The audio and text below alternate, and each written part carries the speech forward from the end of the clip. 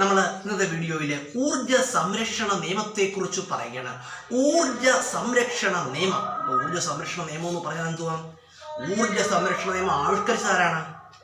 Albert Einstein ആണ്. ആരാണ്? Albert Einstein ആണ്. അപ്പൊ എന്താണ് ഊർജ സംരക്ഷണ നിയമം? എന്താണ് പറയുന്നത്? എന്തോ പറയുന്നേ? ഊർജത്തെ നിർമ്മിക്കുവാനോ നശിപ്പിക്കുവാനോ സാധ്യമല്ല.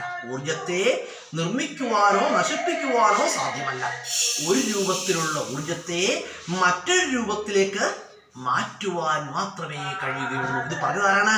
ആൽബർട്ട് ഐൻസ്റ്റീൻ ആണ്. ആരാണ്? ആൽബർട്ട് ഐൻസ്റ്റീൻ ആണ്. അതായത് E = എന്താണ്? mc². E = mc². m എന്ന് പറഞ്ഞാൽ എന്താണ്? മാസ്.